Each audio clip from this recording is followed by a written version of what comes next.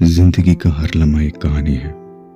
तो ऐसी ही एक कहानी लेके मैं आपके सामने आया हूँ। मेरा नाम है कुलदीप वर्मा और मैं कहानियों को आवाज देता हूँ। पहले एपिसोड में आपने सुना था एक अजनबी रिश्ता का पार्ट 1।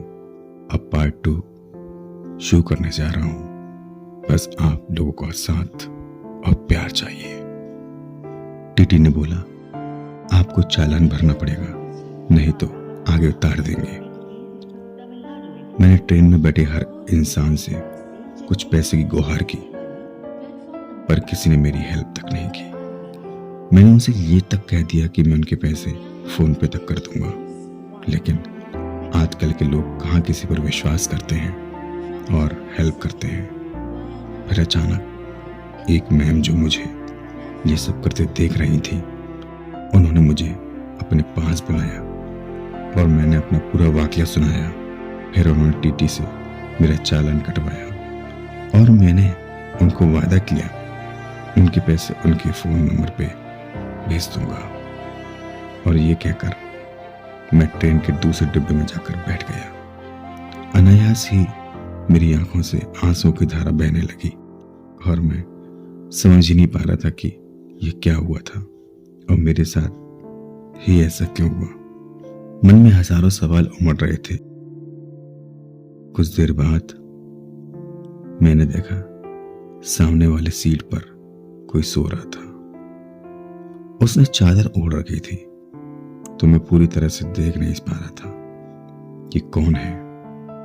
फिर वो अचानक चादर हटी तो मैंने देखा कि वहां एक लड़की सो रही थी और वो सोते हुए भी मुस्कुरा रही थी। उस मुस्कुराहट को मैं कभी नहीं भूल सकता। फिर वो अंगड़ाइयां लेती हुई खिड़की के पास बैठ जाती है और अपने फोन में गाना सुनना शुरू कर देती है। मैं खुदा से बस यही दुआ कर रहा था कि ये वक्त यूं ही चलता रहे, खत्म ही ना हो। लेकिन वक्त के आगे किसी की चली है क्या आज तक जो आज चलती। ट्रेन कुछ दूरी पे जाके खड़ी हो जाती है।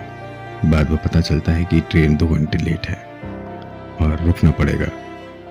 फिर मैंने अपने ईयरफोन लगाए और गाने सुनने शुरू कर दिए। कुछ समय बीतने के बाद मेरी आंख कब लग जाती है कुछ पता ही नहीं चलता और कब स्टेशन आ जाता है पता ही नहीं चलता। जब ट्रेन रुकती है और मैं ट्रेन से उतरने वाला था कि मैंने देखा उसके पास 2 बड़े ब्रीफकेस थे और उसकी आंखें कुछ कहना चाह रही थी, बस खामोश थी। तभी मैंने पूछ लिया, क्या मैं आपकी कुछ हेल्प कर सकता हूँ। उसने हाँ कहकर अपना बैग लेकर ट्रेन से उतरने लगी। मेरे मन में अनगिनत सवाल उमड़ रहे थे कि मैं उसका मोबाइल नंबर मांगूं या नहीं, वो क्या सोचेगी, अच्छी बात नहीं है। फिर मैंने उसे ऑटो स्टैंड पर उसे ऑटो में बैठाया ही था, तभी उसने मेरा मोबाइल नंबर मांगा और मैं मना नहीं कर पाया। उस वक्त मैं मन ही मन बहुत खुश हो रहा था।